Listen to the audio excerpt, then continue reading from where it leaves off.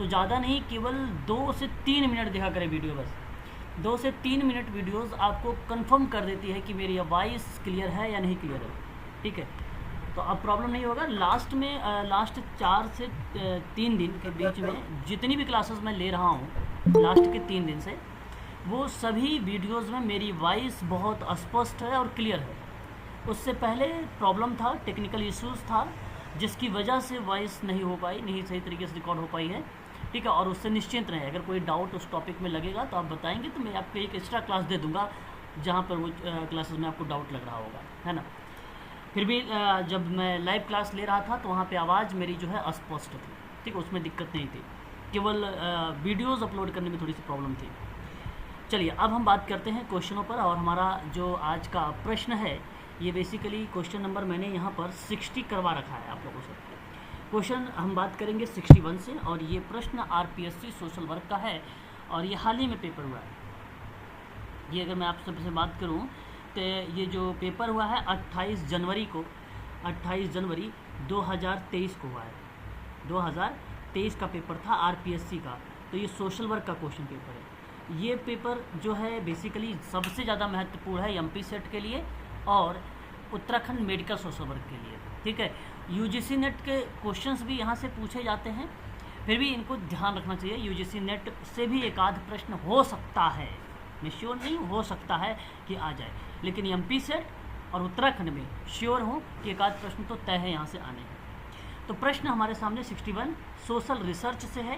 कह रहा है कि सामाजिक अनुसंधान में समंक प्रसंस्करण की निम्नलिखित चरण है, जरा आपको बताइए। देखिए ये प्रश्न तो गलत है, पहले ही गलत आ गया है, स्टार सभी बच्चों को कॉमन नंबर दिया गया होगा इस प्रश्न का, क्योंकि प्रश्न तो रिसर्च का स्टेप पूछा और ऑप्शन में कम्युनिकेशन का स्टेप दे दिया, यानी कम्युनिकेशन के बारे में जांच पड़ताल के बारे में दे दिया। तो मैं आप लोगों से कहूँगा कि क्वेश्चन नंबर 61 पहला ही प्रश्न सभी बच्चों को कॉमन नंबर दिया गया था, यहाँ पर ध्यान रखेंगे सभी लोग। ठीक है, तो यह ऑप्शन कोई भी यहाँ पे करेक्ट नहीं है। प्रश्न कुछ और, ऑप्शन में जो कूट दिए गए हैं वो कुछ अलग है। ठीक है, दोनों के अलग अलग है इस पर। और रिसर्च का स्टेप आपको पता है, पीएचडी कैग करके मैंने आप लोगों को पहले भी बता रखा है ना, कई बार चर्चा कर चुका हूँ इस चीज़ों पर। क्वेश्चन नंबर देखिए 62 कह रहा है कि व्यक्ति अध्ययन यानी केस स्टडी में शामिल प्रमुख चरण को बताइए। देखिए अब आपको बताना केस स्टडी का चरण कौन कौन सा होगा, ये आपको बताना। चलिए जिक्र करिए फटाफट, कौन कौन से स्टेप हो सकते हैं। सर आवाज़, क्या मेरी आवाज़ आप सबके पास आ रही है नहीं, बताइए, बड़ा स्पष्टीकरण करिए। जी सर आ रही है। आवाज़ आ रही है सर। ओके। दिव्यांशु जी एक बार अपने जो है एप्लीकेशन को अपडेट कर लीजिए प्लीज़। आप जाइए वहाँ पर प्ले स्टोर में और वहाँ से जाके आप अपने एप्लीकेशन को अपडेट करिए। हाँ ललित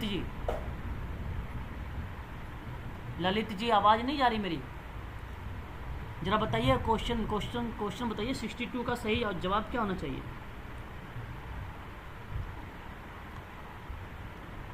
बताइए आरती मैडम, अमित जी,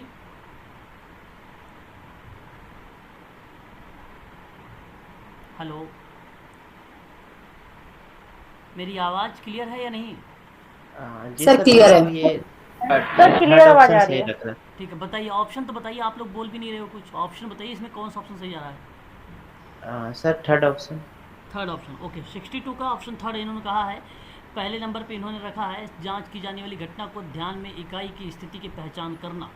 बिल्कुल, यहाँ अगर मैं आपसे बात करूँ तो ये स्टेप पहला वाला करेक्ट जा रहा है। थर्ड पे अगर हम बात करते हैं उपचारात्मक विकास, देखिए ये नहीं होगा, थर्ड ये नहीं आएगा सर, यानी ये थर्ड नहीं होगा, पहला ऑप्शन आपका करेक्ट जाएगा, पहला ऑप्शन करेक्ट जाएगा। उससे पहले देखिए आपको बताऊं, आधार सामग्री की और परीक्षा और इतिहास संग्रह की बात कर रहा है, यानी कलेक्शन ऑफ डेटा की बात हो रही है। और फिर उसके बाद जब डेटा कलेक्शन हो जाता है तो अब हमें पता चलता है उसके रीजंस यानी उसके फैक्टर, उसके कजेस, उसके कारण को पता चलता है। ठीक है, तब हम वहाँ पे उसके जो कारण होते हैं उन कारकों का निदान करने की आइडेंटिफिकेशन करते हैं। थर्ड ये होगा उपचारात्मक उपाय का प्रयोग करके, अर्थात उपचार और चिकित्सा प्रोवाइड करा देंगे। अंत में बेसिकली फॉलो अप एक वेरी वेरी मोस्ट इम्पॉर्टेंट, जब भी केस या स्टडी में पूछा जाता है तो केस या स्टडी का अंतिम चरण, अंतिम स्टेप ध्यान रखें फॉलो अप होता है, उसको बोलते हैं अनुवर्ती कार्यक्रम। ठीक है, यानी किसी कार्यक्रम के माध्यम से उसको जो है समाज की मुख्य धारा से जोड़ने का प्रयास किया जाता है। ऑप्शन 62 वाले का ना, क्वेश्चन नंबर 62 वाले का ऑप्शन जो जाएगा वो पहला करेक्ट रहेगा, पहला ऑप्शन करेक्ट रहेगा। शोध में काई स्क्वायर एक टेस्ट होता है, इसके बारे में आपको बताना है कि कौन सा स्टेटमेंट है जो गलत दिया गया है काई स्क्वायर में। बड़ा अच्छा, ये देखो बेसिकली ना गुण पर आधारित होता है। किस पर आधारित होता है काई स्क्वायर? क्वालिटी पर, गुण पर। ठीक है आरती मैडम, अमित जी जी हाँ ध्यान रखिएगा। दीपक भट्ट और जो है जिगित्सा चौधरी, समझ में आ रहा है? बताइए। चलिए क्वेश्चन नंबर 63 बताइए, सही जवाब क्या होना चाहिए? देखिए यहाँ बेसिकली अगर हम बात करें तो स्काई स्क्वायर का टेस्ट में किसकी बात करता है? क्वालिटी की बात करता है, यानी उसके गुणों की बात करता है। गुण यहाँ पर सबसे बढ़िया रहेगा, क्वालिटी। और गुडनेस ऑफ फिट का परीक्षण कर सकता है। शोधकर्ता दो विशेषताओं के मध्य संबंध के महत्व को परीक्षण भी कर सकता है, ये भी कर सकता है। और शोधकर्ता पैरामेट्रिक टेस्ट की तरह ही प्रयोग में लाता है, बिल्कुल सही बात है। यहाँ पर पहला, दूसरा, तीसरा। एक रूपता जनसंख्या वितरण का परीक्षण भी कर सकता है, ये भी तो सही है। देखिए यहाँ पे भी कॉमन नंबर है। क्वेश्चन नंबर 63 का ऑप्शन जो जाएगा यहाँ पे सभी करेक्ट हैं, गलत दिया ही नहीं है। तो यहाँ पे सभी बच्चों को कॉमन नंबर दिए गए थे। ठीक है, तो ये एक रूपता की बात करता है, जनसंख्या के परीक्षण पर बात करेगा, पैरामेट्रिक टेस्ट के रूप में आता है। दो विशेषताएं खासकर मध्य के संबंध को जो है उसके महत्व की परीक्षण करता है शोधकर्ता की। ठीक है, और फिर गुडनेस ऑफ फिट का परीक्षण, और ये गुड यानी क्वालिटी पर ही बात करता है। ठीक है, ये चीज़ आप ध्यान रखेंगे। तो ये सारा आपका करेक्ट होगा, कोई गलत इसमें नहीं दिया था। क्वेश्चन में इससे गलत पूछना था तो ऑप्शन में गलत देना चाहिए था, गलत नहीं आया। क्वेश्चन नंबर 64 है, ये बेसिकली सस्टेनेबल डेवलपमेंट गोल से संबंधित है, सामाजिक आर्थिक राजनीतिक असमानता के बारे में बात करता है। कौन सा लक्ष्य यहाँ पर आएगा? Question number 64 second 10 option. Okay, और भी लोग बताते रहिएगा। सतत विकास लक्ष्य sir first option. Sir 13। Okay, sir इसके तो 7 लक्ष्य थे ना? 13 ही होगा सर। ओके, चलिए आप लोगों ने ठीक है, आप लोगों ने अपने अपने विचारों को स्पष्टीकरण किया। और यहाँ पे किसी बच्चे ने मुझे बताया कि जो लक्ष्य 10 है, जो टारगेट नंबर 10 है, उसमें ये कहा गया है कि सामाजिक आर्थिक और राजनीतिक असमानता के बारे में बात कही गई है। मैं आपको बता दूं, पहले इससे पहले MDG चल रहा था। MDG का मतलब आपको पता होगा, मिलेनियम डेवलपमेंट गोल था ये, और ये 2000 से लेकर 2015 तक चला। 15। तो इसमें कुल टोटल 8 ही लक्ष्य रखे गए थे, लेकिन 2015 में इसको बदलकर एक बेसिकली 17 लक्ष्य कर दिया गया। तो ये टारगेट रखा गया 2030 तक, 2030 तक ये लक्ष्य रखा गया। तो बेसिकली अच्छा, अगर मैं बात करूँ तो ट्रांसफार्मिंग आवर वर्ल्ड द 2030 यानी 2030 agenda for sustainable development goal के संकल्प को, जिसे सतत विकास लक्ष्य के नाम से जाना गया। तो बेसिकली जो सतत विकास लक्ष्य है उसका एक और नाम है, उसको भी आप चाहें तो नोट कर सकते हैं, पेपर में पूछा जाता है, और वो होता है ट्रांसफार्मिंग आवर वर्ल्ड, आवर, ठीक है, वर्ल्ड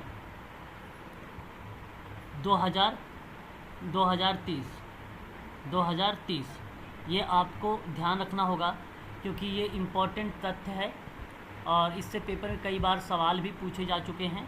तो मैं आप लोगों से कहूँगा कि इसको ज़रूर आप लोग याद रखें, है ना। और इसके संबंध में बेसिकली अगर हम जिक्र करें तो भारत सहित जो है भारत सहित 193 देश जो है इसमें शामिल हैं, ये बात ध्यान रखिएगा आप सभी लोग। और इसमें कुल टोटल 17 लक्ष्य रखे गए हैं, और सब टारगेट आप कह लीजिए या एसोसिएटेड टारगेट कह लीजिए, वो 169 रखे गए हैं, 169 रखे गए हैं। ये बात आप ध्यान रखेंगे सभी लोग। और जो आप देख रहे हैं लक्ष्य नंबर 6, लक्ष्य नंबर 6 जो देख रहे हैं वो सभी के लिए स्वच्छता और पानी के सतत प्रबंधन की उपलब्धता को सुनिश्चित करता है।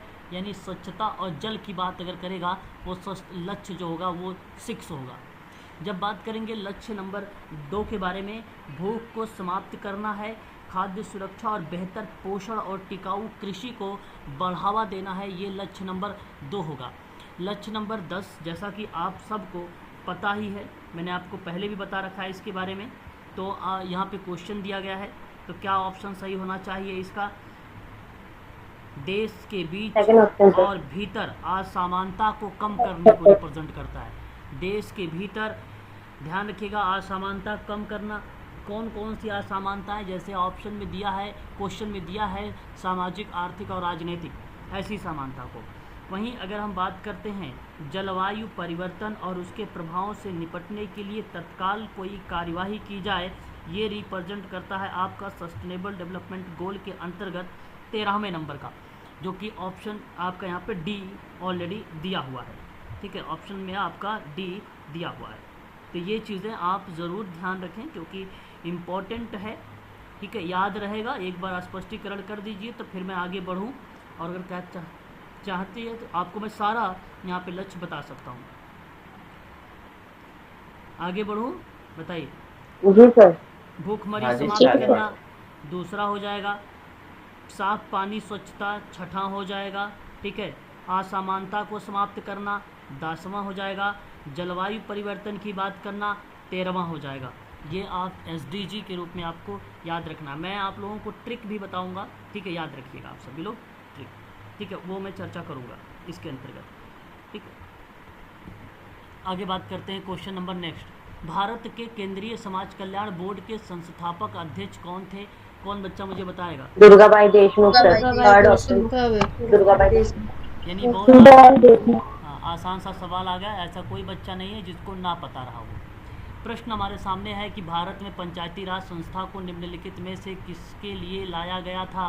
क्वेश्चन नंबर 66 है। सेकंड ऑप्शन सर, ग्राम प्रशासन के कमजोर वर्गों का औपचारिक प्रतिनिधित्व। ठीक है, second sir. Second option. Bharat में पंचायती राज संस्था, है ना,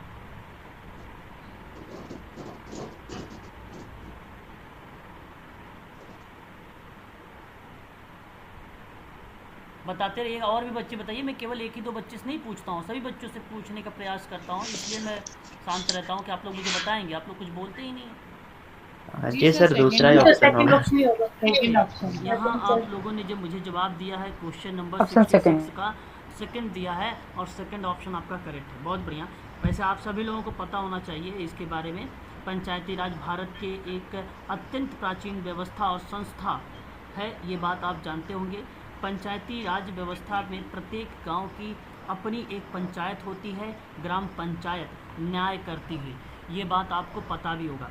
गांव की सुरक्षा व्यवस्था की बात हो, सफाई की बात हो, शिक्षा की बात हो, सड़क निर्माण की बात हो, तालाब की बात हो, कुएं की बात हो, ठीक है, इस अन्य प्रकार की जो सुविधाएं होती हैं वो प्रोवाइड कराता है आपका पंचायती राज संस्था। ठीक है, यहाँ तक कि धन एकत्र करके गरीबों को दान देकर आर्थिक सहायता भी करती है ना। ये आपको ध्यान रखना है, काफ़ी इम्पॉर्टेंट चीज़ है, इसके संबंध में आपको भूलना नहीं है यहाँ पर। ठीक है, ग्राम पंचायत में। ठीक है, स्पष्ट रहेगा ये सारी चीज़ें, तो एक बार क्लियर कर दीजिए। जी सर। ठीक है, बहुत जी बढ़िया। सर। अब अगर सवाल आ जाए कि ग्राम पंचायत का गठन को लेकर, तब आप यहाँ पर मुझे क्या जवाब देना उचित समझेंगे? आर्टिकल 40। आर्टिकल 40, बिल्कुल, बहुत बढ़िया जवाब। ऑप्शन नंबर आपने जो बताया यहाँ पे आर्टिकल 40, वो आपका सही रहेगा। आपको बता दूं पंचायती राज संस्था 3 होती है। कितनी होती है? 3 होती है। कौन कौन सी 3 होती हैं? तो एक होता है ग्राम के स्तर पर ग्राम पंचायत, दूसरा जो होता है ब्लॉक के स्तर पर पंचायत समिति, जो तीसरा होता है जिला स्तर पर जिला परिषद। जिला स्तर पर जिला परिषद, ब्लॉक के स्तर पर पंचायत समिति, ग्राम के स्तर पर ग्राम पंचायत। ये बात ध्यान रखिएगा, पंचायती राज व्यवस्था ग्रामीण भारत की स्थानीय स्वशासन की प्रणाली मानी जाती है, जहाँ ये चीज़ें जिक्र की जाती है। ठीक है, ये बात आपको ध्यान रखना होगा। मैं आपको बता दूं, आधुनिक भारत में पहली बार तत्कालीन प्रधानमंत्री पंडित जवाहरलाल नेहरू द्वारा राजस्थान के नागौर जिले के बगधारी गांव में 2 अक्टूबर 1959 को पंचायती राज व्यवस्था को लागू किया गया था, है ना। अगर आपसे पूछा जाए कि भारत में ब्रिटिश शासनकाल में लॉर्ड रिपन को भारत में ही स्थानीय स्वशासन का जनक माना जाता है, तो पूछा जाएगा स्थानीय स्वशासन का जनक कौन है भारत में या ब्रिटिश भारत में, तब जवाब आपका क्या होना चाहिए? लॉर्ड रिपन होना चाहिए। ये बात आपको ध्यान रखना होगा, काफ़ी इम्पोर्टेंट है और कई बार पेपरों में ये सवाल पूछा भी जा चुका है, ठीक है ना। और एक और इम्पॉर्टेंट बात बताना मैं चाहूँगा कि सन 1993 और 94 की बात है। सन 1993 और 1993 की बात है और उस समय 73वें और 74वें संविधान संशोधन की। ध्यान रखिएगा, कभी कभी पेपर में हमें प्रश्न आता है सन 1992 का भी, ध्यान से सुनिएगा। 93 भी आता है, 92 भी आता है, दोनों चीज़ें ऑब्लिक करके लिख सकते हैं, लेकिन दोनों एक साथ कभी नहीं आएंगे, ये बात तय है। तो इस संविधान संशोधन के माध्यम से भारत में त्रिस्तरीय पंचायती राज की व्यवस्था की गई। तो अगर पेपर में आए कि भारत में त्रिस्तरीय पंचायती राज व्यवस्था को संवैधानिक दर्जा कब प्राप्त हुआ, तो अब आप बताएंगे सन 1993 या आप बताएंगे ऑप्शन में होगा 1992, तो 1992 ही बताएंगे, 1992, ठीक है। ये बात आपको ध्यान रखना है। वहीं अगर हम बात करते हैं जो त्रिस्तरीय पंचायती राज व्यवस्था है, ग्राम पंचायत पर ग्राम पंचायत ग्राम स्तर पर है, पंचायत समिति मध्यवर्ती स्तर पर है ना, और जिला परिषद पर अगर हम बात करते हैं तो वो जिला स्तर पर शामिल की गई है। अभी मैंने शुरुआत में आपको ये बताया था। इसमें बेसिकली कुछ समितियां होती हैं, मैं समितियों के नाम बताना चाहूँगा। एक बलवंत राय मेहता समिति है, 1956 की है। अशोक मेहता समिति है, 1977 की है। PV राव की समिति है, 1985 की है, ठीक है। सिंघवी समिति एक आती है, 1986 की है, ठीक है। कई समितियां हैं, इन सभी समितियों के बारे में आपकी ऑनलाइन क्लासेस में मैं आप लोगों से जिक्र करूंगा। पंचायती राज दिवस पूछ लिया जाए कब मनाया जाता है, तब बताइए आरती मैडम आप कब मनाओगे, बताइए। पंचायती 24 अप्रैल। शाबाश, वेरी गुड, बहुत बढ़िया, बहुत अच्छा। 24 अप्रैल को मनाया जाता है, बहुत बढ़िया, इन्होंने एक जवाब दिया है, ठीक है। ये चीज़ें आपको तथ्य याद रखने होंगे। और यहाँ पे क्वेश्चन नंबर 66 का सही ऑप्शन जो जाएगा वो सेकंड ऑप्शन आपका करेक्ट माना जाएगा। बात करते हैं क्वेश्चन नंबर 67 के बारे में। कहता है कि पंचायती न्याय का मूल उद्देश्य क्या हो सकता है? पंचायती न्याय का मूल उद्देश्य क्या हो सकता है? विकास को लाना। दूसरा ऑप्शन कहता है एक न्यायपूर्ण सामाजिक व्यवस्था बनाना, आर्थिक समृद्धि और महिला। सेकंड ऑप्शन सर, एक न्यायपूर्ण सामाजिक व्यवस्था बनाना। ओके, यहाँ आप लोगों ने जो है अगर मैं आपसे बात करूँ, जो आप सबके विचार आए हैं वो एक प्रकार से करेक्ट की तरफ आए हैं। तो ये सवाल सामाजिक न्याय का सवाल है। अब एक बात आपको पता होना चाहिए कि सामाजिक न्याय किसी भी समाज की वो स्थिति होती है जिसमें समाज के सभी लोगों का न्यायोचित भागीदारी हो। क्या हो? एक कीवर्ड लिखते रहिए। सामाजिक न्याय किसको रिप्रेजेंट करता है? तो न्यायोचित भागीदारी पर बात करता है। ध्यान रखेंगे आप सभी लोग, न्यायो है ना, न्यायोचित भागीदारी, ठीक है। ये बात आपको ध्यान रखना है। और इसके बीच सामाजिक, आर्थिक, राजनीतिक किसी भी तरह का भेदभाव नहीं होता है, ठीक है। ये बात आप जरूर ध्यान रखेंगे। एक ऐसे न्यायपूर्ण समाज की स्थापना से है जिसमें सामाजिक आर्थिक विषमता का मतलब आप समझ ही रहे होंगे, न्यूनतम हो और समाज समावेशी हो, संसाधनों का वितरण सर्वमान्य स्वीकृति के आधार पर हो, ये रिप्रेजेंट होता है। तो सामाजिक न्याय का उद्देश्य क्या है?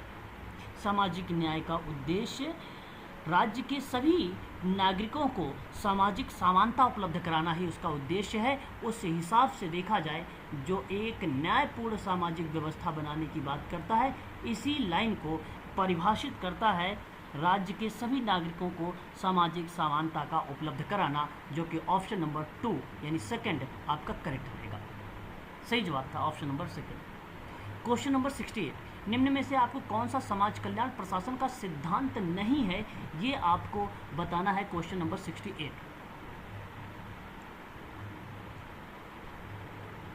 सेकंड वाला। ओके सेकंड लग रहा है सेकंड सर, सेकंड। हाँ सर, सेकंड ही लग रहा है। सर सेकंड वाला। ओके ठीक है। एक बार यहाँ पर आप सभी लोग देख रहे हैं क्वेश्चन नंबर जो है 68 पर, और आप सबका जो जवाब आया है वो सेकंड आया है। और समाज कल्याण प्रशासक को वित्तीय मुद्दों को एजेंसी के बोर्ड सदस्य के साथ साझा नहीं करना चाहिए। प्रश्न था समाज कल्याण का वो सिद्धांत नहीं, ठीक है। फिर आपके मन में आ रहा होगा कि वो सिद्धांत कौन कौन से हैं। मैं आपको यहाँ पे थोड़ा सा तथ्य के माध्यम से बताने का प्रयास करूँगा। ज़रा ध्यान से आप सभी लोग समझिएगा और समझने के साथ साथ उसका प्रयास करिएगा नोट करने के लिए, है ना। अगर नोट करेंगे तो बहुत अच्छी बात है। देखिए, समाज कल्याण प्रशासन के बारे में आप सबको मैंने पहले भी बता चुका हूँ और आप जानते भी हैं। हालांकि एक विद्वान आए और उन विद्वान का नाम, कई विद्वान थे सिद्धांतों को लेकर, तो उसमें बेसिकली एक विद्वान साइमन थे। अब साइमन महोदय ने सिद्धांत दिए केवल चार सिद्धांत दिए। पहला सिद्धांत उनका था कार्य विशेषज्ञता पर था, है ना। और दूसरा जो सिद्धांत था उनका पदाधिकारियों के अधिकार के स्तर का निर्धारण करना था। और जो तीसरा था एक ही केंद्र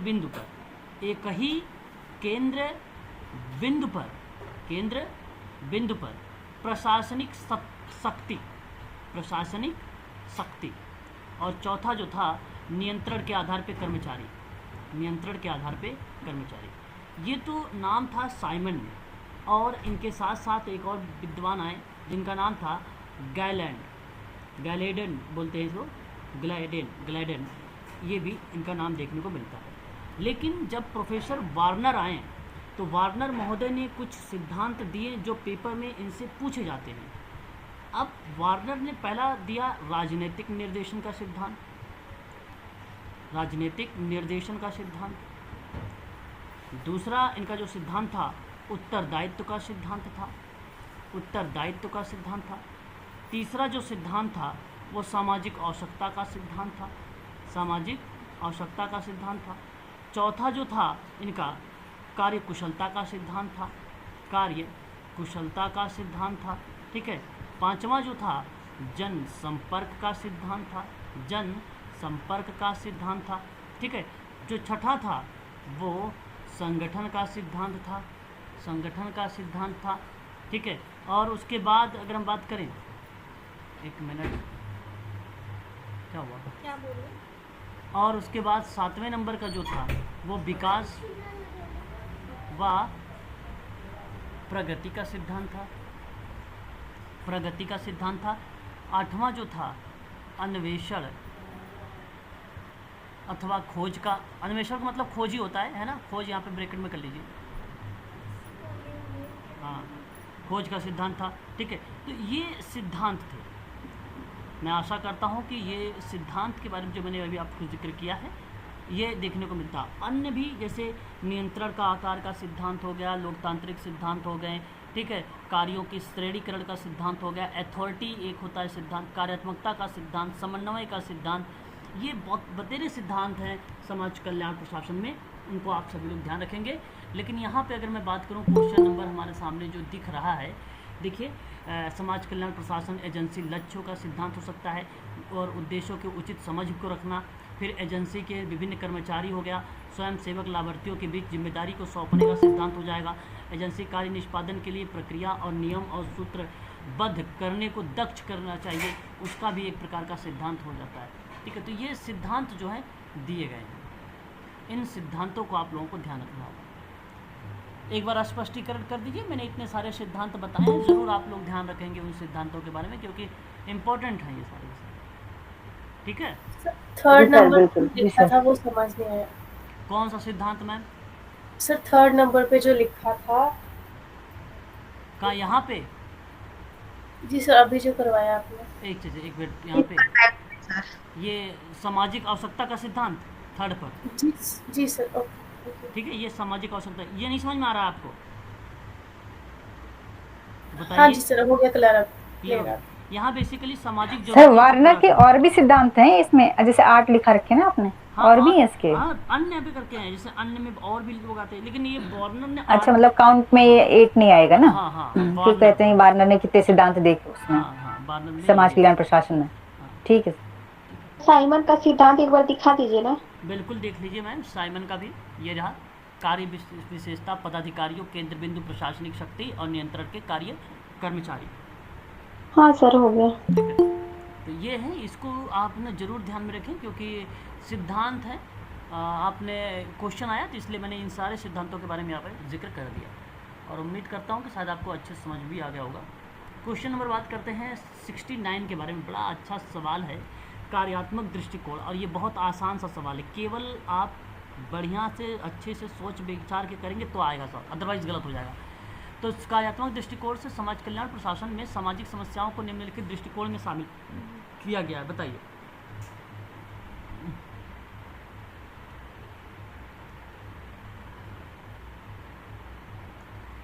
बिगड़े हुए सामाजिक कामकाज की बहाली करना होना चाहिए, यस या नो? सही होना चाहिए। होना चाहिए। होना चाहिए। हाँ, और फिर कहता है कि दूसरा नहीं होगा। पिछली सरकार के द्वारा, पिछली सरकार समझते हो जो सत्ता में जी रहा सर। हो और इस बार चुनाव में हार गई हो, नहीं, नहीं होना चाहिए सर। चलाए जा रहे जो कल्याणकारी कार्यक्रम हैं उनको बंद कर देना चाहिए। अब देखिए ये अलग की बात है। बेसिकली क्या होता है, एक आप जानते हैं अच्छे तरीके से कि जब कोई सरकार आती है सत्ता में, तो अगर हमारी सरकार ने चलाया है भाई कोई योजना, तो उस योजना को वो बंद करा के उसी की जगह पे दूसरी योजना चला देती है ना।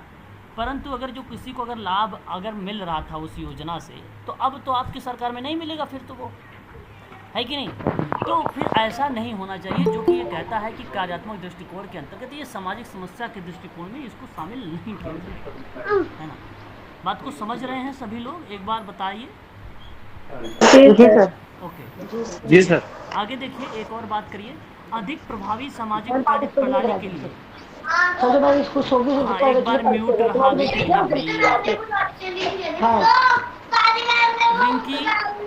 रिंकी प्रदीप जी, रिंकी जी म्यूट हो जाइए। क्या है भाई, ऐसे करते हैं बताओ, मुझे बताना पड़ता है, बोलना पड़ता है। अधिक प्रभावी सामाजिक कार्य प्रणाली के लिए संसाधनों और सामाजिक और व्यक्तिगत का प्रावधान भी इसमें शामिल रहेगा, ये भी होता है। और सामाजिक शिथिलता की रोकथाम भी होती है, ये भी होता है। ऑप्शन ये भी पहला, सही है दूसरा, सर। चौथा, फोर्थ वाला सही जा रहा है। फोर्थ वाला सही है। तो प्रश्न देखो आपके ना विचारों पर आधारित हैं। आप केवल प्रश्नों को सही तरीके से समझें और फिर जवाब दें, तो अच्छा लगेगा मुझे भी और आप लोगों को भी। जरा एक प्रश्न बताइए, बड़ा सिंपल सवाल है। NCPCR बाल अधिकार जी sir, first A option sir, national. पहला है सर। पहला ऑप्शन है। Yes sir, protection of child right. Commission for protection of child rights, है ना। ये आप भली भांति तरीके से जानते भी हैं। और इसके वर्तमान में अगर अध्यक्ष पूछा जाता है, तो अध्यक्ष वर्तमान में प्रियांक कानूनगो हैं। क्या नाम उनका है? प्रियांक कानूनगो। इसके वर्तमान में क्या हैं? अध्यक्ष हैं। ये आप ध्यान रखेंगे इनके बारे में, ठीक है। राष्ट्रीय बाल अधिकार संरक्षण आयोग के अध्यक्ष पद पर इनको नियुक्त किया गया है ना। और ये बात आप ज़रूर ध्यान में रखेंगे। अच्छा, अगर आप लोगों से ये पूछ लिया जाए कि भाई इसकी स्थापना कब हुई है, तब आपका क्या जवाब होगा? अगर मैंने आपसे ये पूछ लिया कि अच्छा, अगर जब ये राइट्स एक्ट्स आता वगैरह है, तो इसके बारे में भी आप लोग ध्यान रखेंगे थोड़ा सा, क्योंकि अभी मैं बताऊंगा, वो भी हमारे लिए इम्पोर्टेंट है। लेकिन जब national commission for protection of child rights की बात किया जाए इस्टेब्लिश्ड को लेकर, तब आप मार्च 2007 लगाएंगे, है ना। और जब हम बात करेंगे एक्ट ऑफ पार्लियामेंट की, तो दिसंबर 2005 लगाएंगे, दिसंबर 2005 लगाएंगे, ठीक है ना। क्लियर? दिसंबर 2005 क्लियर? बताइए एक बार। सर रिपीट कर दीजिए। एक मिनट देखो, जब आपसे पूछा जाए तो आप ये मुझे बताइएगा कि अगर पूछा जाए इसकी स्थापना कब हुई है, तब आप बताइएगा मार्च 2007, ठीक है। और अगर आपसे पूछा जाए ये एक्ट ऑफ पार्लियामेंट को लेकर, ठीक है, कि आया कब, तो वो 2005 लगाइएगा। 7 लगाइएगा इस्टेब्लिश, और एक्ट ऑफ पार्लियामेंट लगाइएगा 2005, ठीक है। और यहाँ जी पर सर। ऑप्शन नंबर आपका पहला जी सर। करेक्ट हो जाएगा, ऑप्शन नंबर 1 पहला करेक्ट हो जाएगा। क्वेश्चन नंबर 71 की बात अगर हम करते हैं, एक मिनट। क्वेश्चन नंबर 71 कहता है अभिकथन कि सामाजिक नीति, वक्तव्य और विकास कार्यक्रमों के बीच एक अंतर है, ठीक है। क्या इस बात से आप सहमत हैं कि जो सामाजिक नीति है, मैं इंग्लिश भी देखते रहिएगा आप लोग, जो सामाजिक नीति है, ठीक है, वक्तव्य का मतलब आप समझ रहे हैं क्या है, स्टेटमेंट हम कह सकते हैं, और विकास कार्यक्रम के बीच एक अंतर, मतलब there is a gap between social policy statement and development programme, 2 चीज़ें हैं। क्या इस बात से आप सहमत हैं? क्या ये अंतर होता है? इस तरीके के कुछ अंतर देखने को मिलते हैं इसमें? यस सर, यस, हाँ, जी सर। अंतर तो होता है। जी सर। अगर मैं आपसे बात करूं ना, देखिए, जो सोशल पॉलिसी स्टेटमेंट हुआ और सोशल डेवलपमेंट हुआ, इन दोनों के बीच में अगर मैं बात करूं तो अंतर होता है, इसमें अंतर होता है, बात सत्य है, इसमें गलत नहीं है, बड़ा ही आसान सा सवाल है। और फिर उसके बाद आपसे कहता है कि इसका कारण है कार्यक्रमों के निर्माण और क्रियान्वयन में राजनीतिक इच्छा शक्ति और प्रतिबद्धता में कमी है। क्या ये बात भी सही है? बिल्कुल सही है। जी सर, बिल्कुल सही सही है सर। हाँ, बिल्कुल जी सही सर। है। राहुल जी, यहाँ पे अगर मैं बात करूँ आपसे कि इसका कारण कार्यक्रमों के निर्माण और कार्यान्वयन के राजनीतिक जो इच्छा शक्ति है और प्रतिबद्धता है, उनकी कमी है। कारण कार्यक्रमों के निर्माण में, कारण रीज़न जो है, अगर हम बात करें तो वो किस में, कार्यक्रमों के निर्माण में और क्रियान्वयन में राजनीतिक इच्छा शक्ति प्रतिबद्धता की कमी हमें देखने को मिलती है। अब ये मत आप सोचिए कि ये कार्यक्रम जो दिया गया है ये ऊपर विकास कार्यक्रम में, भाई केवल विकास कार्यक्रम की बात करना नहीं उचित है। यहाँ बात करना था विकास कार्यक्रम के साथ साथ राजनीतिक वक्तव्य के बारे में, तब वो स्टेटमेंट करेक्ट होता, व्याख्या होती, लेकिन केवल बात इसने एक ही किया है विकास कार्यक्रम के बारे में, और सामाजिक नीति वक्तव्य के बारे में बात ही नहीं किया है, तो मैं कहूँगा व्याख्या नहीं है। ऑप्शन 3 लगाइएगा यहाँ पर। सही जवाब 71 का option number 3 is the right answer होगा। AR सही है, RA की सही स्पष्टीकरण नहीं है, यही ऑप्शन सही है आपका, ठीक है। स्पष्ट हुआ राहुल नेगी? जी सर, इसकी कोई ट्रिक, हाँ जी सर, ट्रिक, इसमें कोई एक ट्रिक बताया था मैंने ना केवल सर, सिंपल थोड़ा सा सा बताया। कंफ्यूजन रहा। मैं आपको बताता हूँ, प्लीज़ आप समझे सभी लोग, मैंने कई बार बोल चुका हूँ। पहली बात तो ये सोचिए कि जब ये सामाजिक नीति वक्तव्य और विकास कार्यक्रम दोनों की बात इस कारण में मेंशन होती तो व्याख्या होता। केवल विकास कार्यक्रम की ही बात इसमें लिखा गया है, इसलिए मैं कहूँगा कि व्याख्या नहीं है।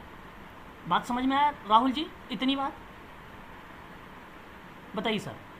हाँ जी सर, मतलब कोई भी कथन और कारण के बीच में हम लोग क्योंकि जोड़ के देखेंगे। अच्छा, ऐसा क्योंकि, है हाँ, तो? क्योंकि भी अगर आप लगाएं, मैंने केवल ये बात बताया अभी मैंने कहा कि सामाजिक नीति और सामाजिक विकास कार्यक्रम, ये 2 बातें लिखा हुआ है ए में, अभिकथन में 2 बातें लिखा हुआ है, लेकिन जो नीचे कहा कि कार्यक्रमों को लेकर, अब कार्यक्रमों के निर्माण में तो हम जाहिर सी बात है विकास कार्यक्रम के बारे में बात सोच रहे हैं, तो इसी के क्रियान्वयन में राजनीतिक इच्छा शक्ति प्रतिबद्धता की कमी है। केवल कारण की व्याख्या नीचे, मतलब जो ए दिया है यहाँ पे कार्यक्रम, उसी की बात यहाँ पे कही गई है आर में, लेकिन सामाजिक नीति की बात नहीं की गई, इसलिए व्याख्या मैंने हटा दिया।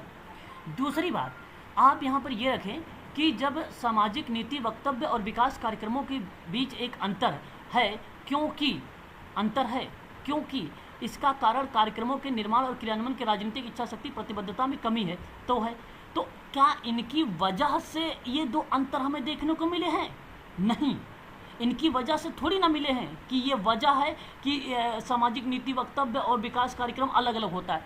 अरे भाई, ये तो सामाजिक नीति वक्तव्य अलग है और विकास कार्यक्रम के बीच में अंतर थोड़ा सा पूछा था, ठीक है। जब पहली वाली RA को सही तरीके से व्याख्या करता R, तो मैं कहता भाई हाँ, ये बात सत्य है। या तो आप क्योंकि लगाएं, अगर स्टेटमेंट सही तरीके से बैठता है तो हो जाएगा व्याख्या, है ना। तो कभी कभी ट्रिक काम नहीं करती है, इस बात को भी ध्यान रखें, कभी कभी ट्रिक काम नहीं करती है। ट्रिक तो रियल केसेस में अगर हम बात करें 90% तक जो है क्योंकि लगाएं तो सही होता है, लेकिन कभी कभी प्रश्नों में ना घुमाओ। जैसे इसी प्रश्नों की बात करें, व्याख्या सही हो रही है, लेकिन इसमें दो बातें हैं, एक सामाजिक नीति वक्तव्य है, दूसरा विकास कार्यक्रम है। व्याख्या करेंगे तो विकास कार्यक्रम के लिए ठीक है, लेकिन सामाजिक नीति वक्तव्य की तो बातें नहीं हो रही है कारण भी। इसलिए मैं कहूँगा कि ऑप्शन थर्ड को लगाएं। इसी तरीके से और भी सवालों को मैं बताऊँगा, प्रैक्टिस करेंगे तो आपको आ जाएगा, प्रैक्टिस से ही ये सारी चीज़ें आपको आएंगी। एक बार बताइए, तो मैं क्वेश्चन नंबर 72 लूँ? जी सर। जी सर। चलिए ठीक है जी कविता सर। मैम, क्वेश्चन नंबर 72, निम्न में से डैश के उद्देश्य बताइए। आपको बताना है 72 का यहाँ पे उद्देश्य क्या हो सकता है। अब ध्यान सुनिए, बात को केवल सुनना है आपको। स्वैच्छिक समाज एजेंसी के विकास को बढ़ावा देना, मैं आपको कल ही पढ़ाया हूँ, इस बात को ध्यान रखिएगा कि स्वैच्छिक समाज सेवा एजेंसियों के साथ विकास का बढ़ावा देता है। महिला और बच्चों, विकलांग जैसे विशेष सहायता आवश्यकता वाले व्यक्ति के विशिष्ट समूह में स्वैच्छिक कल्याण कार्यक्रमों की सहायता भी करता है। आपको पता है, बिल्कुल आपने एक सर। नाम सुना था, अच्छा देखिए कूट नीचे दिया गया है, यहाँ पे सही जवाब ऑप्शन हाँ लिख दिया सर, जाएगा। Second option. केंद्रीय समाज कल्याण। हाँ, केंद्रीय समाज कल्याण बोर्ड। ये जो बातें अभी ऊपर से दोनों दिखी है ना, ये केंद्रीय समाज कल्याण बोर्ड की है। तीसरी बात करते हैं कि विभिन्न केंद्र और राज्य सरकार द्वारा कल्याणकारी योजना का समन्वय भी करता है केंद्रीय समाज कल्याण बोर्ड। बात सही है। कल्याण के नए कार्यक्रमों को विकसित करना, पलायट परियोजना, पलायट मतलब पायलट परियोजना है, ठीक है, पायलट परियोजना इटावा में चलाया गया है। तो पायलट परियोजना को व्यवस्थित करना भी जो है अभिनव है और आम आदमी को करीब लाने की, मतलब लोगों को ना एक प्रकार से अगर हम बात करें समाज की मुख्य धारा से जोड़ने की बात करता है। यहाँ पे लोगों को उनके विकास की बात करता है ये।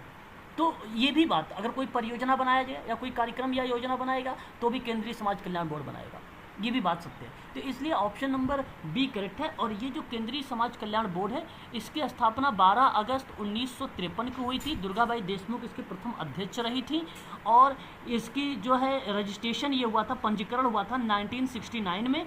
और कंपनी अधिनियम 1956 के जो धारा 56 जो एक्ट है, अधिनियम है, उसी के तहत धारा 25 के अंतर्गत जो है इसको रजिस्टर्ड किया गया था, इसको रजिस्टर्ड किया गया था, ठीक है ना।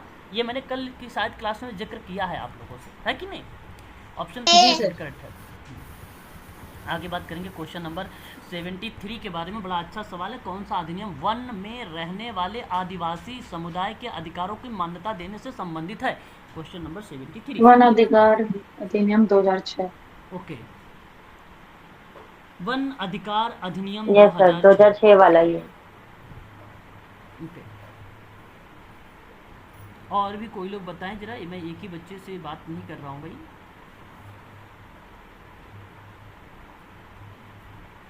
जी सर, यही है 2006 वाला। ठीक है, यहाँ पर आपने जो मुझे बताया है वो आपका ऑप्शन नंबर थर्ड बताया है। थर्ड ऑप्शन आपका करेक्ट है। देखिए हाल ही में जम्मू कश्मीर सरकार ने वन अधिकार अधिनियम 2006 को लागू करने का निर्णय भी लिया है। जो आदिवासी और खाना बदोश समुदाय, मैं दो बातें यहाँ पे नोट करना चाहूँगा। एक बात आपके लोगों के लिए नोट करना ये चाहूँगा कि खाना बदोश समुदाय प्लस आदिवासी। अच्छा, क्वेश्चन में आदिवासी दिया गया है ना, आदिवासी दिया गया है, खाना बदोश नहीं दिया जी गया सर, आदिवासी। हाँ, तो आदिवासियों समुदायों की लगभग 14 लाख, देखना, खोलो गेट, खोलो गेट,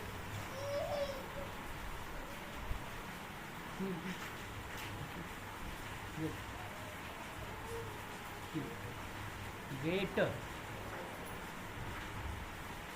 ठीक है। ये बात आप याद रखिएगा, 2006, ठीक है। तो इसमें बेसिकली लगभग आदिवासी और खाना बदोश समुदाय, ठीक है, खाना बदोश समुदाय, ठीक है, 14 लाख की आबादी के एक बड़े हिस्से की सामाजिक आर्थिक स्थिति को ऊपर उठाने का काम किया है, ऊपर उठाने का कार्य किया है, ठीक है। ये बात आपको ध्यान रखना है इसके संबंध में। क्लियर हुआ? बताइए। जी सर। जी सर। अब ये बात आप लोगों को ध्यान रखना है इसके संबंध में। और इन शॉर्ट में बेसिकली इसे FRA कहा जाता है, FRA कहा जाता है इन शॉर्ट में। इसे बोलते हैं वन अधिकार अधिनियम, है ना, फॉरेस्ट राइट एक्ट के नाम से इसे जाना जाता है। ये बात आप लोग जो है थोड़ा सा ध्यान रखेंगे। और वन में निवास करने वाली अनुसूचित जनजातियाँ और अन्य पारंपरिक वनवासी जो पीढ़ियों से ऐसे जंगलों में निवास कर रहे हैं जो वन भूमि पर उनके वन अधिकारों को मान्यता देता है, और वह अधिनियम यही है जो आप ऑप्शन नंबर 3 में देख रहे हैं, वन अधिकार अधिनियम। ये ऑप्शन आपका करेक्ट जाएगा, गलत नहीं माना जाएगा इस एक्ट को। ठीक है, ये बात आप लोगों को ध्यान रखना है। ठीक है, चलिए आगे बात करते हैं। और भी एक सवाल हम लोग यहाँ पे जिक्र करेंगे। भारतीय उत्तराधिकार अधिनियम 1925 देख रहे हैं आप सवाल 74। दंड प्रक्रिया संहिता की धारा 125 के लिए क्या है? धारा 125 आपको बताना है। बड़ा अच्छा सवाल आ गया है आपके सामने, और मैं जानना चाहूँगा आप लोगों से धारा 125 के बारे में। 120 एक ऑप्शन सर। बच्चों का भरण पोषण, ऑप्शन 1। अभावग्रस्त से बचाना। ओके ओके, आप लोगों का जो जवाब आ रहा है वो आ रहा है बच्चों का भरण पोषण अभावग्रस्तता से बचाना, है ना। ऑप्शन आपको हाँ, यहाँ पर अगर हम बात करते हैं, ठीक है, और ये धारा किस परिप्रेक्ष्य में है, तो भारतीय उत्तराधिकार अधिनियम के परिप्रेक्ष्य में, ठीक है। ये बात आप जरूर ध्यान रखिएगा, भारतीय उत्तराधिकार, ठीक है, भारतीय उत्तराधिकार अधिनियम के तहत में ये देखा जाता है। इस चीज़ को आप सभी लोग ध्यान रखें, और ऑप्शन जो करेक्ट जाएगा वो पहला जाएगा। धारा 125 के तहत एक सब पार्ट आता है, और वो सब पार्ट 3 होता है। तो वहाँ पे बच्चे नहीं कहा गया है, वहाँ कहा गया कि यदि कोई आदमी पर्याप्त कल्याणों के रहित भरण पोषण देने से इनकार करता है और अदालत के आदेश का उल्लंघन करता है, तो मजिस्ट्रेट उस पैसे की वसूली के लिए वारंट जारी कर सकता है ना, वारंट जारी कर सकता है। तो यहाँ उत्तराधिकार अधिनियम 125 के तहत धारा 1925 अधिनियम 1925 धारा 125 के तहत ये बात कही गई है। याद रखेंगे, ऑप्शन नंबर पहला करेक्ट हो जाएगा। 75 है, डैश की कमी प्रोटीन, ऊर्जा और कुपोषण के साथ मिलकर बचपन में अंधेपन का एक प्रमुख कारण है। Vitamin A sir. Vitamin A sir. Vitamin A. Vitamin A sir. अच्छा जी, बहुत बढ़िया, आपने विटामिन ए का जवाब दिया है, और ये करेक्ट भी जवाब है। आपने गलत जवाब नहीं दिया है मुझे। ऑप्शन आपका जो जाएगा यहाँ पर वह करेक्ट माना जाएगा, आपका 3rd वाला, ठीक है। तो विटामिन ए की कमी से प्रोटीन, ऊर्जा और कुपोषण के साथ मिलकर बचपन में अंधेपन का प्रमुख कारण बन जाता है, जो कि ऑप्शन 3rd सही है आपका। क्वेश्चन नंबर 76 कहता है, डैश की सिफारिश के द्वारा पहली बार व्यापक स्वास्थ्य देखभाल की शुरुआत हुई और किस समिति के माध्यम से वो हुई थी, ये आपको बताइए। भोरे समिति सर। भोरे समिति। भोरे समिति आप बता रहे हैं, और यहाँ पर अगर मैं आप लोगों से बात करूँ तो भोरे समिति ही आपकी करेक्ट जवाब है। अब आपको मैं बता दूँ, अगर आप लोगों से पूछा भी जाए कि भोरे समिति होता क्या है या भोरे समिति किस चीज़ को रिलेट करती है, ठीक है, तो ये बेसिकली गवर्नमेंट के द्वारा गवर्नमेंट ऑफ इंडिया के द्वारा लाया गया, और ये सर्वे किया था हेल्थ के संबंध में। किसके संबंध में? हेल्थ के संबंध में। हेल्थ का मतलब आप समझ ही रहे होंगे, स्वास्थ्य के परिप्रेक्ष्य में, है ना, स्वास्थ्य के परिप्रेक्ष्य में। तो अगर मैं बात करूं तो भोरे समिति की स्थापना सन 1943 में हुआ, 1943 में भारत सरकार के द्वारा इसकी स्थापना की गई, और भारत की स्वास्थ्य स्थिति का आकलन करने के लिए एक विकास समिति द्वारा किया गया एक स्वास्थ्य सर्वेक्षण था, ठीक है। और इस विकास समिति में अधीन अगर जो जिसे एक व्यक्ति हैं, उनका नाम है जोसेफ विलियम भोरे, उनका नाम है जोसेफ विलियम भोरे, के अधीन काम करते थे, जो समिति के अध्यक्ष के रूप में कार्य करते थे, ठीक है।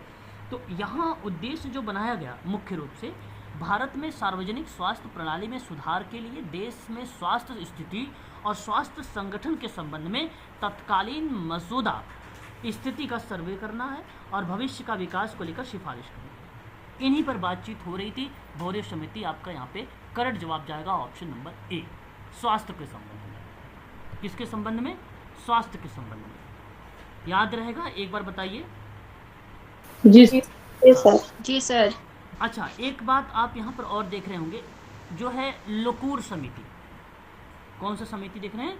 लोकूर समिति। ये जो लोकूर समिति देख रहे हैं, ये समिति जो है अनुसूचित जातियों का, अगर हम बात करें तो सामाजिक विकास पर बात करती है। अनुसूचित जातियों में सामाजिक विकास, जैसे अगर हम बात करें, लोकूर समिति सन 1965 में इसका गठन किया गया।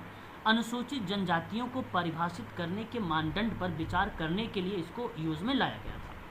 तो वहाँ पर संस्कृति, भौगोलिक अलगाव और बड़े पैमाने पर समुदाय के साथ काम करने की बात कर रहा था। जो पिछड़े लोग हैं उनको लेकर बात कर रहा था ये, ठीक है। तो और ये बेसिकली अगर हम बात करें मध्य प्रदेश अनुसूचित जनजाति में ये खास कर देखा गया था। उनके लिए ये जो समिति थी काफ़ी लाभदायक भी हुई थी, तो वहाँ पर ये जो है सफल भी हुई, ठीक है। लोकूर समिति भी वहाँ पर सफल हुई थी। मैं आपको इसके अंतर्गत कुछ बातें बताना चाहूँगा और आपको मैं कहूँगा कि इसे आप नोट करेंगे अगर कॉपी पेन है आपके पास तो। इस समिति में बेसिकली 5 टाइप की विशेषता थी। कौन कौन सी? लोकूर में 5 टाइप की विशेषता थी। वो कौन कौन सी विशेषता थी? हो सकता है पेपर में सवाल बना दे आप लोगों से कि भाई बताइए लोकूर जो समिति है 1965 की 5 विशेषता। तो नंबर 1 पर आप लिखिएगा आदिम लक्षणों का संकेत देता है। एक विशेषता ये होगा, आदिम लक्षणों के संकेत। दूसरा आपका होगा विशिष्ट संस्कृति। विशिष्ट संस्कृति नोट कर रहे हैं ना आप लोग? जी सर। जी सर। ठीक है। उसके बाद अगर हम बात करते हैं तीसरा, बड़े पैमाने पर समुदाय के साथ संपर्क। बड़े समुदाय के साथ संपर्क। चौथा आपका भौगोलिक अलगाव। भौगोलिक अलगाव। और फिफ्थ पिछड़ापन। तो इन 5 आवश्यकताओं को देखा गया था अनुसूचित जनजाति के रूप में किसी समुदाय को चिन्हित करने के लिए। ये 5 विशेषताएं लोकूर समिति ने वर्ष 1965 में ये बताई थी, इसके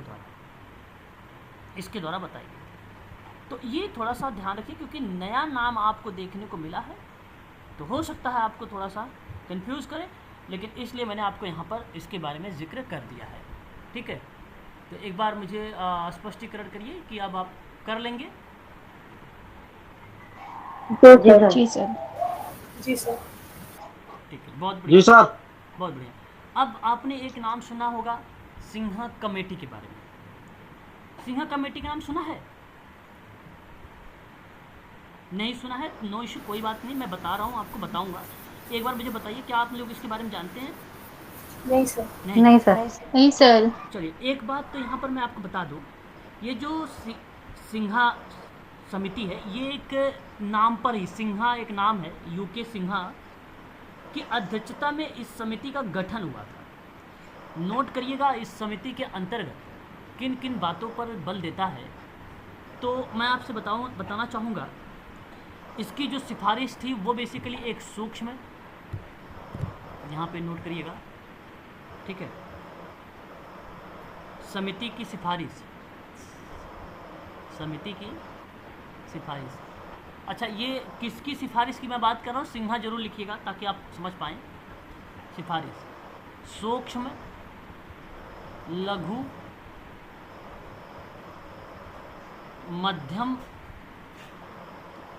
और सेल्फ हेल्प ग्रुप, स्वयं सहायता समूह, इनके लिए मुक्त ऋण की सीमा को बढ़ाकर अगर हम बात करें 20 लाख रुपए किया गया था।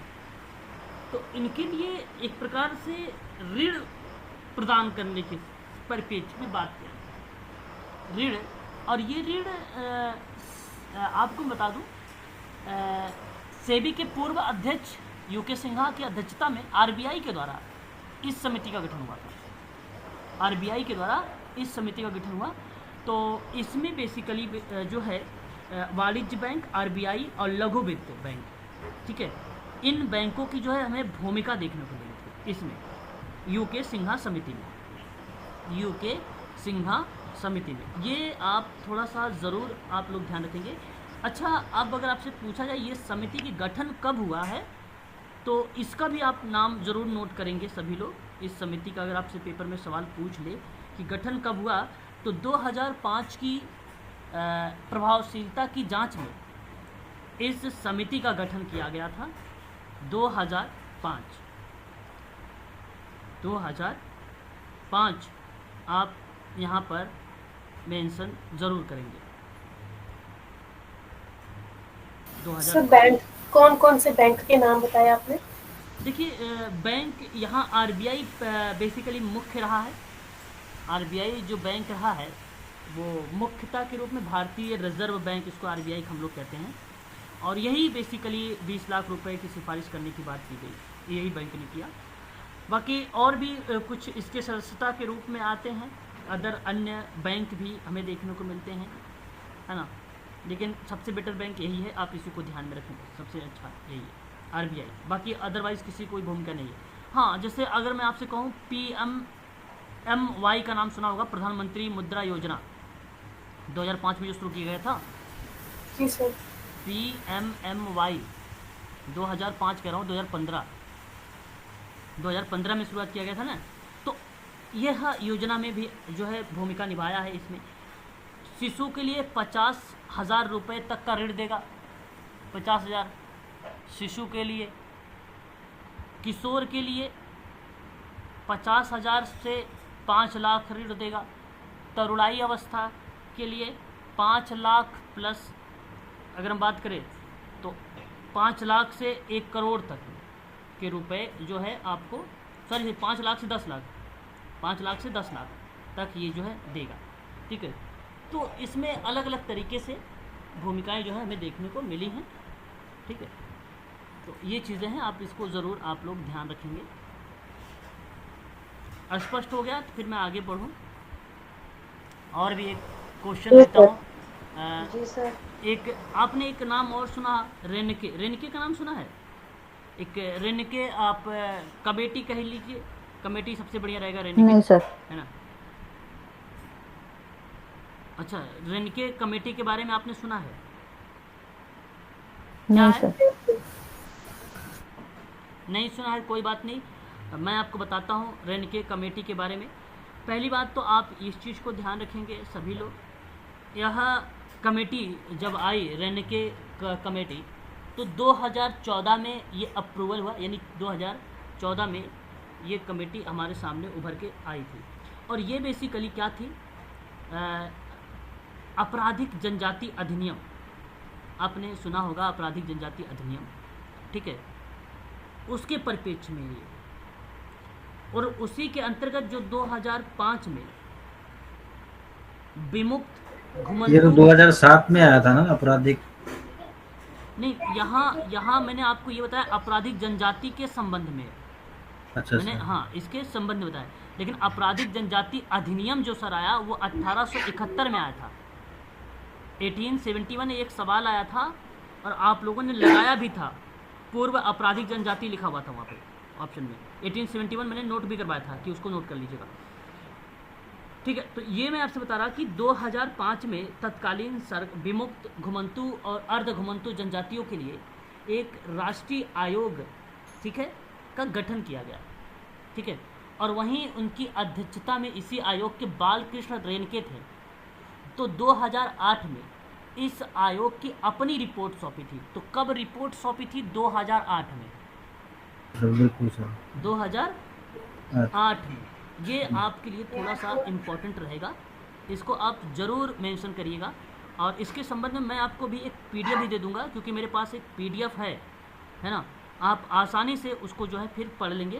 पूरा डीप में जानकारी लगभग 1 पेज का है, A4 साइज का 1 पेज का है, पढ़ेंगे तो आपको रेन के पूरा का पूरा डिटेल उसका हो जाएगा, कवर हो जाएगा इसका पूरा कंप्लीट। सर ये 2014 क्या बताया फिर आपने इसमें? हाँ 2014 में ये बेसिकली क्या हुआ कि कमेटी के रूप में वर्क सामने आई और पर्टिकुलर जो है आपराधिक जनजाति के जो लोग थे, प्रवृत्ति के लोग थे, घुमंतु मंतु के जो लोग थे, उनके परिप्रेक्ष्य में काम करने लगा ये समिति।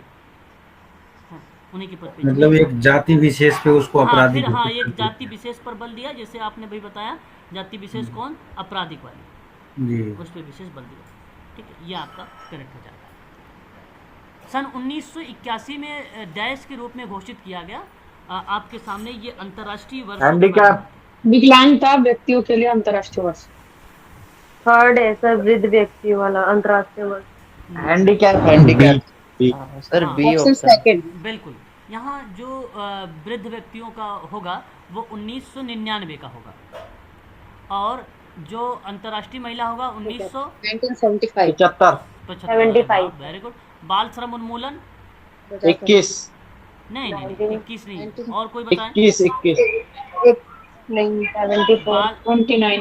नहीं 19 अगर हम बात कर रहे हैं तो 1954 बाल देखिए बाल श्रम उन्मूलन का अंतर्राष्ट्रीय वर्ष। बताइए क्या होगा।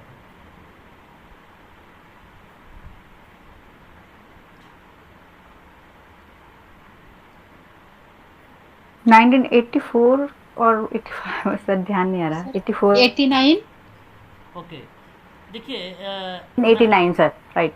89 सर। नहीं यहाँ देखिए मैं बताऊँ। मैंने तो 21 सुना था सर, 21 यूनाइटेड नेशन ने दिया था। 1921 सर, नहीं 1920। 2021। अरे सर 2021 में तो बाल श्रम को समाप्त करने के लिए संयुक्त राष्ट्र ने वो घोषित किया है। आप अगर कह रहे हैं तो व्यक्तिगत तौर पे सर बाल श्रम उन्मूलन को समाप्त करने के लिए संयुक्त राष्ट्र ने ये वर्ष मनाया, तो 2021 मनाया। अब ये पेपर 2023 का है। अच्छा हो सकता है आपकी बात भी यहाँ पे सही, उन्मूलन समाप्त के लिए। अरे हाँ वेरी गुड, सही सही जवाब, सही है। उन्मूलन मतलब समाप्ति ही होगा, सही, गुड। क्या नाम है सर आपका? बहुत बढ़िया, हाँ बहुत बढ़िया, गुड। यहाँ पे उन्मूलन को लेकर था, समाप्त उन्मूलन समाप्ति ही है। ठीक है, उन्मूलन समाप्त है। लेकिन अगर आपसे बात किया जाए कि राष्ट्रीय बाल श्रम उन्मूलन अथॉरिटी, राष्ट्रीय, ये देखो अंतर्राष्ट्रीय, यहाँ पे बाल श्रम उन्मूलन अंतर्राष्ट्रीय वर्ष है। अगर पेपर में आपसे प्रश्न आए राष्ट्रीय बाल श्रम उन्मूलन को लेकर, तब आप लगाइएगा 1994। देखो ये 1994 परिवार अंतर्राष्ट्रीय वर्ष भी है, ध्यान रखेंगे, परिवार अंतर्राष्ट्रीय वर्ष भी आता है, ठीक है ना, वो भी आता है। और यहाँ पर ये भी ध्यान रखें अथॉरिटी के रूप में, राष्ट्रीय बाल श्रम उन्मूलन अथॉरिटी में, इसका भी नाम आप ध्यान रखेंगे। ठीक है, क्लियर रहेगा, स्पष्ट रहेगा। अब कुछ बच्चे साथ बता रहे थे कि क्या नाम है 1979, तो भारत सरकार ने बाल श्रम और उससे निपटने के उपाय के बारे में जानने और गुरपद स्वामी समिति का गठन किया था 1979 में। तो बाल श्रम निषेध और विनिमय अधिनियम जो बनाया गया सर, तो 1986 की समिति की सिफारिश पे बनाया गया था। तो वहाँ पे भारत सरकार ने बाल श्रम से निपटने के लिए उपाय बनाया था 1979 वाला, बाल श्रम से निपटने के लिए। बाल श्रम लिख लीजिए, भारत सरकार ने बाल श्रम से निपटने के लिए बात किया था, निपटने के लिए बात किया था, वो आप यहाँ पर बात समझ लीजिएगा, ठीक है ना। जी सर। ओके, तो ये आप ध्यान रखें। आगे बात करते हैं, नेक्स्ट क्वेश्चन क्लियर हो गया ना। यहाँ पे 2021 से ही होगा भाई, गलत नहीं है, 2021 करेक्ट है। आगे बढ़ें, बताते रहिए। एक लास्ट सवाल ले लीजिए, लास्ट क्या, दो सवाल हो रहा है। वह प्रणाली जिसके तहत एक महिला एक से अधिक पुरुषों से शादी करती है, उन सभी, भाई ये बताइए, सवाल बड़ा अच्छा है। बहुपतित। थर्ड ऑप्शन अच्छा, सही जवाब क्वेश्चन नंबर 79 का आपने थर्ड दिया है, थर्ड सही है। और जे अधिनियम समझ गए आप लोग? जे अधिनियम किशोर न्याय वाला, जे जी सर, जुवेनाइल। हाँ, जुवेनाइल जस्टिस एक्ट। अब इसके तहत बाल कल्याण समिति के अध्यक्ष के पास निम्नलिखित में से शैक्षणिक योग्यता होनी चाहिए। समाज कार्य में डिग्री सर। समाज कार्य में डिग्री। समाज कार्य में नहीं, जे वाला किसी भी पद जे अधिनियम के तहत बाल कल्याण समिति के अध्यक्ष, हाँ सही, शैक्षणिक योग्यता होनी चाहिए, समाज कार्य degree, social work degree in social work. Option number 3 correct होगा, option number 3 is the right answer होगा। ठीक है, तो ये आज के लिए इतना ही रखिए आप सभी लोग, ठीक है। और आज तो बारिश भी दिल्ली में हो रही। दिल्ली में कितने लोग हैं भाई? दिल्ली के कितने लोग हैं यहाँ पे? मैं सर। अच्छा, आपको पता है बारिश हो रही कि नहीं हो रही है? बहुत तेज हो रही है सर, अभी बंद हुई है। अभी थोड़ा सा जो है मौसम बदलाव आया है, थोड़ा सा बंद हुआ, लेकिन बारिश अच्छी खासी हुई है दिल्ली में। सर उत्तराखंड में भी हो रही है बारिश। नेटवर्क इश्यूज भी आ रहे थे देखने की, इसीलिए मैंने फिर क्लास थोड़ा सा डिले करवा दिया था, ठीक है। और बाहर था, आने में थोड़ा सा, बारिश जब होती है दिल्ली में तो जाम लग जाता है बहुत ज़बरदस्त। दिल्ली के निवासियों को पता होगा अच्छे से, है ना। चलिए, अच्छा फिलहाल आज के लिए सर ये जो अंतर्राष्ट्रीय वर्ड्स है ना, एक मतलब जो मेन है, तो उनका अगर वीडियो बन जाता तो ठीक है, पता नहीं है ना ये पीडीएफ दोनों सब कुछ बना हुआ है, और आप लोगों को मैं वो भी वो सेंड कर देता हूँ, देख लीजिएगा, ठीक है। सभी अंतर्राष्ट्रीय का, हाँ जी सर, देख लीजिएगा। ठीक है सर, थैंक यू। पीडीएफ किस पे, टेलीग्राम पे सेंड करते हैं सर? इसी नहीं, ग्रुप में? पीडीएफ टेलीग्राम पर ही सेंड करता हूँ, इजीली मिल जाता है। टेलीग्राम सर मैं डाउनलोड नहीं किया, वो टेलीग्राम सर अभी तक ज्वाइन नहीं है, इतनी सारी पीडीएफ ने भेज दिया टेलीग्राम में। देखिए आज उसमें कि इतना ग्रुप है ना सर कि तुरंत मोबाइल भर जाता है, इसीलिए मैं उसको, मोबाइल भर जाता है। आप सारी चीज़ों को जो आपके अनयूज के हैं उसको मत रखिए फ़ोन में ना सर। हाँ वही करना। हाँ, अब वो काम करिए, जो अनयूज की चीज़ें हैं उसे मत रखिए, केवल एग्ज़ाम तक करिए ये। अब कितना रहेगा भाई, जुलाई चल रही है, 5 महीने की बात है, केवल 5 महीने आप सही से नियम बना लीजिए पढ़ने उड़ने वाला, ठीक है। 5 महीने का बस, उसके बाद ज़रूरत नहीं है, उसके बाद फिर अपने में आ जाइएगा, ठीक है। राकेश गोयल जी का JRF हो गया, आप लोगों ने देखा? राकेश गोयल जी आए कि नहीं? क्लास में नहीं है आज। Hello sir. हाँ, सस्टेनेबल डेवलपमेंट